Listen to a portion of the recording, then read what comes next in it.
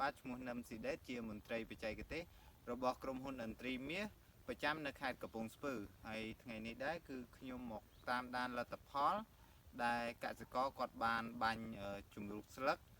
បញ្ចេញត្រួយដែលគាត់ប្រើបើកភ្នែក99នោះគឺចំនួន4គីឡូទឹក1500លីត្របាទហើយឥឡូវគឺយើងទទួលបានលទ្ធផលហើយដូចជាកាលដែលបាញ់នោះគឺរយៈពេលបានប្រហែលជា10ថ្ងៃបាទគឺចេញត្រួយមកច្រើនដូចបងប្អូនឃើញស្វាយនៅខាងក្រោយខ្នងខ្ញុំនេះគឺចេញមកស្រស់ទាំងអស់បងប្អូនអញ្ចឹងបើយើងទៅមើលទស្សនវិជ្ជាចម្ការរបស់គាត់តិចថាតើចេញបានកម្រិតណាហើយនិយាយថាច្រើនហ្នឹងតើជាការពិតអត់បាទនេះជាស្វាយដែលគាត់បានបាញ់រយៈពេល10ថ្ងៃហើយគឺឃើញថាច្រើនចេញមកគឺស្វាយមានកម្លាំងត្រួយចេញមកស្អាតហើយថ្លោះល្អបាទហើយការលូតលាស់របស់ត្រួយនេះគឺលឿនណាបងប្អូនរយៈពេលត្រឹមតែ10ថ្ងៃគឺចេញមកអញវែងណានៃហើយថ្លោះល្អហើយក្នុងមួយតងនេះគឺចេញមក6តងបាទគឺចេញច្រើនណាស់ហើយមិនមែនតែមួយដើមទេយើងទៅមើលដើមផ្សេងទៀតដូចជាដើមនេះបាទដើមនេះជាដើមគឺចេញមកអស់តែម្ដងបាទគឺអត់យើងមកមើលមួយដើមទៀតយើងមិនបាច់មើលមួយដើមក៏បានតែយើងមើលទាំងអស់ហ្មងហើយនេះ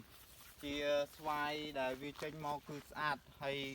ត្រួយដែលមានកម្លាំងហើយនឹងសុខភាពល្អបាទគឺជាប្រភេទត្រួយបែបនេះចេញមកគឺថ្លោះល្អហើយ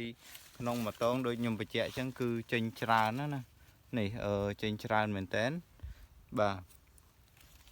គឺអស់ហើយដូចជាអត់មាននេះសំបីតាខ្មងនេះតាមមែកតាមគល់ដើមក៏ចេញមកដែរបាទចេញមកស្អាតហើយនេះជាដំណាក់កាលដែលគាត់ត្រូវបាញ់ថែគាត់កំពុងតែបាញ់ថែការពារសត្វស៊ីត្រួយបាទ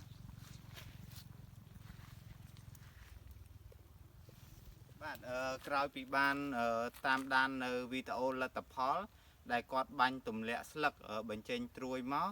បងប្អូនឃើញថាស្វាយរបស់គាត់គឺចេញច្រើនអាចពី80ទៅ90%ហើយគឺចេញច្រើនមែនទែន